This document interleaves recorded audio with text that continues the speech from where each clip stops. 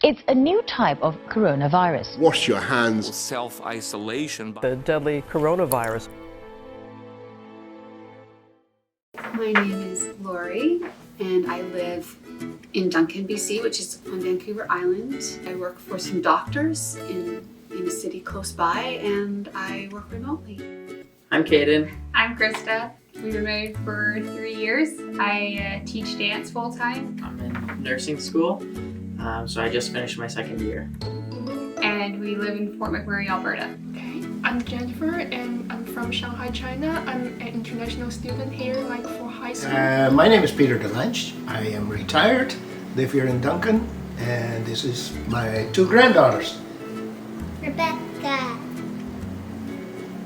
And you go to grade 1. Grade 1. My name is Katie and I am in grade 4. My name is Janice. I'm married with 2 children and 2 grandchildren. And I do a lot of volunteer work.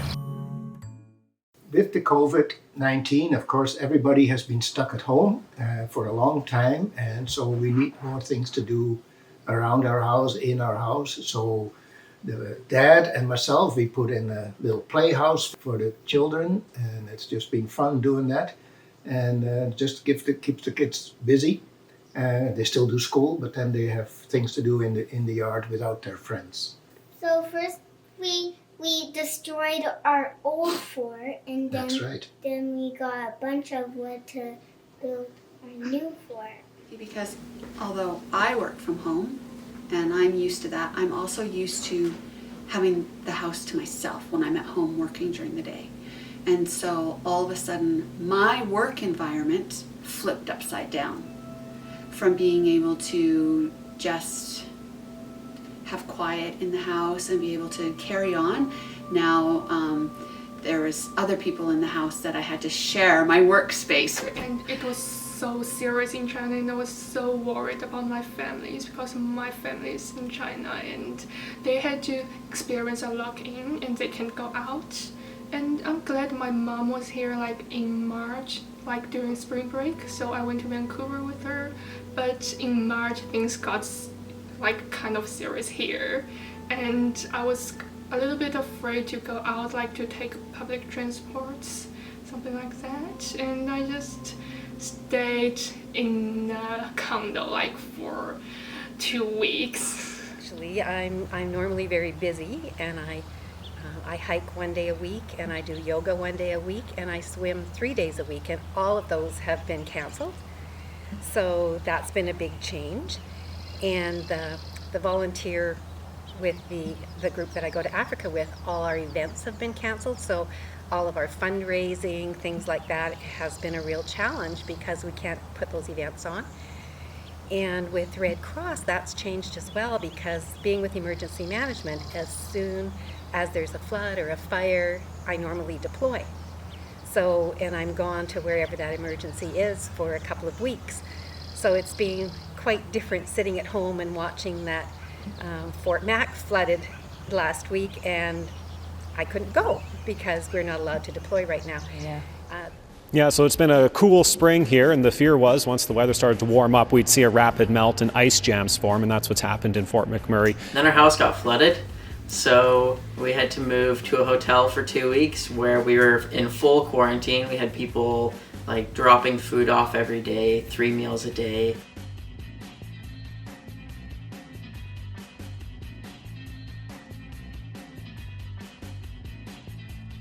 I think I am able to go, but I can't get any flights because it's, first of all, it's super expensive. It's over $15,000 right now, like for one way.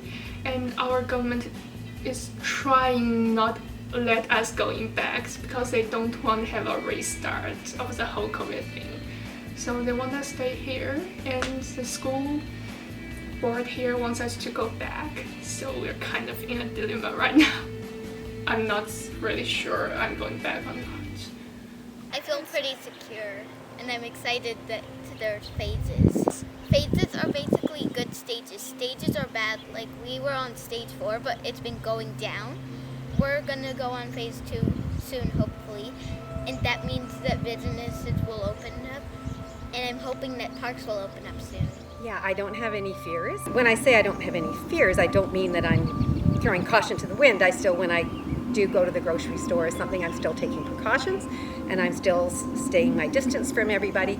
But as far as being afraid, I'm not afraid. Well, so what would I be hoping to have come from the changes? I think maybe a couple of things. One would be a better understanding how closely linked everybody really is, that we all have an effect on each other in some way. I mean, what started on the other side of the world came here and affected everybody. I felt it was hard at first to get used to it, but I'm really hoping that the vaccine will come out. As we get more used to social distancing, it'll help the scientists and things like that to find the cure. Because once it comes out, we're gonna get it. And I'm really hoping everything can go back now.